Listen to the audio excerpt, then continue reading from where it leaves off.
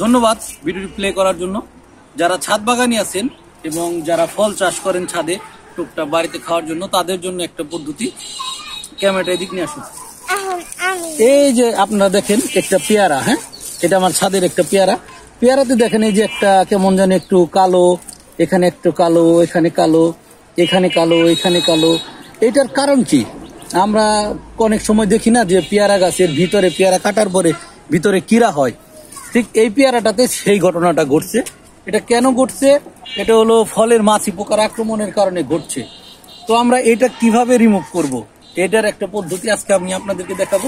আমার হাতে দেখতে পারতেছেন একটা পলিথিন, হ্যাঁ, এই পলিথিনটাকে দিয়ে আমরা এটা দমন করতে পারি বা এটার ব্যবস্থা গ্রহণ করতে পারি। যে কিভাবে ব্যবস্থা করবো, এই পলিথিনের দেখেন এই পাশটা আটকানো, হ্যাঁ, তাহলে আমরা এই পাশটা প্রথমে ছিঁড়ে দেব, মানে পিছন সাইডটা ছিঁড়ে দেব।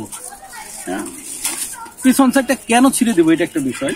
পিছন সাইডটা ছিঁড়ে দেবো কেন? কারণ এই দিক দিয়ে যেন আলো বাতাস যেতে পারে। যদি না ছিঁড়ে দেয় তাহলে তো ফল মানে কি বলে হুটা হয়ে পড়ে যাইব, বিষয়টা এরকম।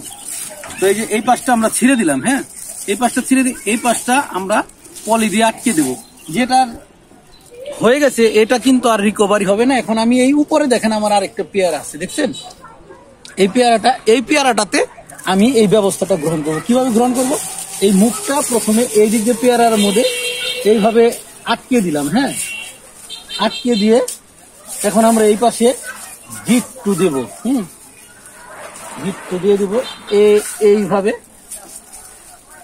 এখন আমাদের যে ফলের মাছি পোকাটা আছে, সেই মাছি পোকাটা আর এই ফলে শাল ডাবাইতে পারবে না। মানে ওরা হলো শাল ডাবায় এবং ওই শালের মাধ্যমে ডিম পারে ভিতরে, ওই ডিমটা ধীরে ধীরে বড় হয়, কিরা হয়ে যায়। এখন পলে দিয়ে আটকানোর ফলে এখানে আর সে শাল ডাবাইতে পারবে না, আর কিরাও হবে না। মানে এই পেয়ারাটা আমি রেখেছিলাম আপনাদেরকে দেখানোর জন্য যে এইটা হলো আক্রমণ করেছে, আর এটা আমরা পলি দিয়ে আটকিয়ে দিয়েছি, এইটা আর আক্রমণ করতে পারবে না। এইটাই হলো পদ্ধতি। আপনারা যারা ছাদ বাগানি আছেন তারা এটা ট্রাই করবেন। ধন্যবাদ সবাইকে।